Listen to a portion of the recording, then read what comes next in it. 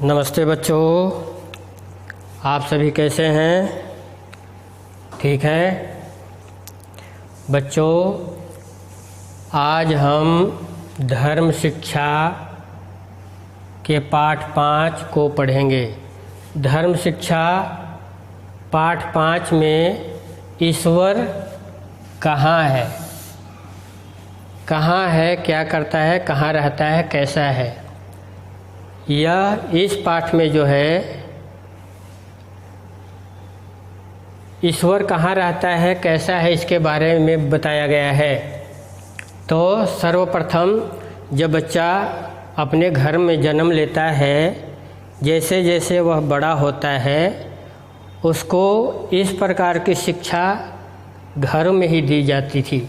माता जो है अपने बच्चों को सभी प्रकार की शिक्षा देती थी 1 से 5 वर्ष की उम्र में, और पिता उसको शिक्षा देता था। उसके बाद आता था आचार्य के पास, गुरु के पास, विद्यालय में।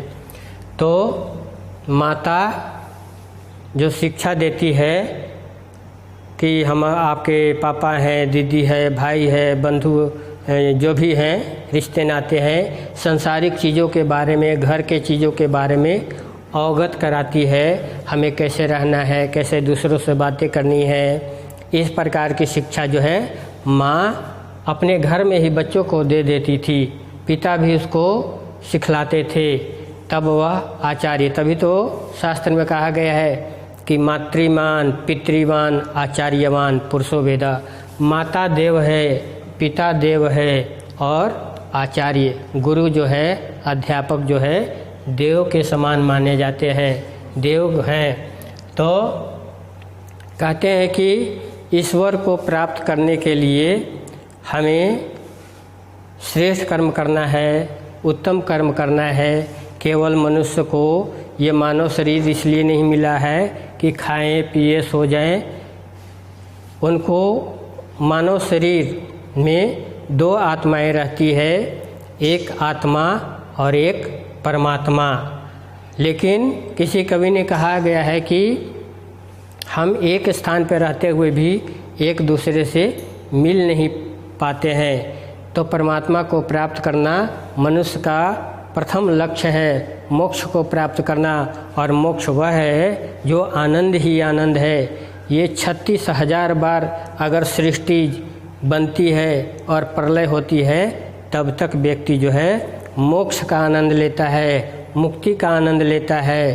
तभी तो जीवात्मा परमात्मा के पास जाने के लिए ललायित रहता है। जिस प्रकार से छोटा बच्चा जो है अपनी माँ के पास जाने के लिए बेचैन रहता है, ललायित रहता है, उसी प्रकार से ये आत्मा परमात्मा के पास जाने के लिए बेचैन रहता है।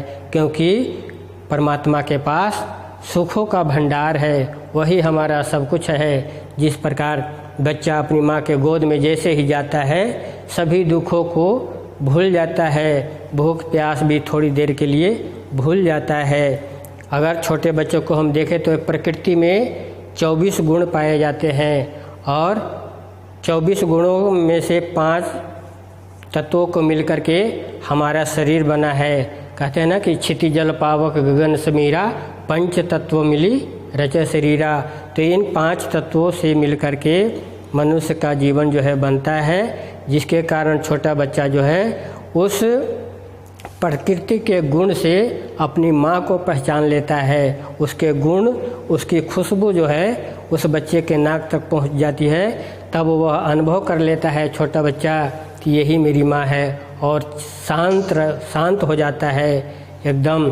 तो एक बच्चा जो है अपने पिता से एक प्रश्न पूछता है। पिता जब समझाते हैं कि ईश्वर संसार के कण कण में व्याप्त रहता है, हर जगह मौजूद है, सब कुछ वही देने वाला है, पूरे ब्रह्मांड को बनाने वाला है और बना करके उसमें समाया हुआ है। तब एक बच्चा जो है अपने पिता से प्रश्न पूछता है कि पिताजी, ईश्वर कहाँ रहता है, कैसा रहता है, क्या करता है। तो आदि प्रश्न जब पूछते हैं बच्चे, तब पिता जो है उनको समझाते हुए कहते हैं, और उदाहरण के तौर पे उनको कहते हैं कि ईश्वर हर जगह मौजूद है पर नज़र आता नहीं, योग साधन के बिना उसको कोई पाता नहीं। उसको आत्मा के अनुभव से हम उसको जान सकते हैं। आगे कहा कि ईश्वर निराकार है, तो उन्होंने एक उदाहरण के द्वारा, बच्चा कहता है कि अब हमें समझ में नहीं आया, आप उदाहरण दे के समझाओ, अच्छी तरह से समझाओ। तब पिता एक गिलास लेता है और उस गिलास में पानी भर देता है और पानी भर करके इसमें थोड़ा सा नमक मिला देता है और नमक मिला करके कहता है कि बेटा देखो, ये जो हमने नमक लिया था मुट्ठी भर इस गिलास में डाल रहा हूँ। उसको चम्मच से मिला दिया और मिलाने के बाद फिर अपने बच्चे से पूछता है कि बेटा बताओ, इस गिलास में क्या आपको नमक दिख रहा है?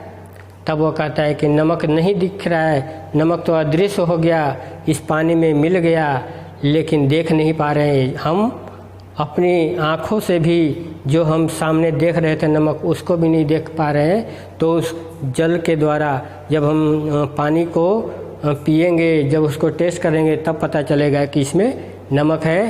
तो ठीक इसी प्रकार से विद्यार्थियों, हम परमात्मा को इस भौतिक आँख से नहीं देख सकते, परमात्मा को इस कानों से सुन नहीं सकते, जीभ से उसको चख नहीं सकते और अपने शरीर से स्पर्श नहीं कर सकते हैं। परमात्मा जो है निराकार है, कण कण में समाया हुआ है और परमात्मा नीचे वाले को ऊपर और ऊपर वाले को नीचे करता है, कर्म के अनुसार उसको छोटा बड़ा बनाता है।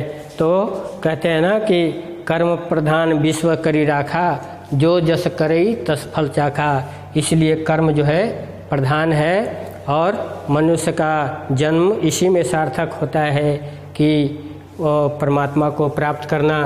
आगे हम देखते हैं कि जिस प्रकार से सरसों में या तिल में तेल छुपा हुआ है, जिस प्रकार से हम देखते हैं कि लकड़ी में आग है, जिस प्रकार से हम देखते हैं कि लोहे में उसमें पत्थर में आग है, उसको जब हम घिसते हैं तब उसमें से आग की चिंगारी निकलती है।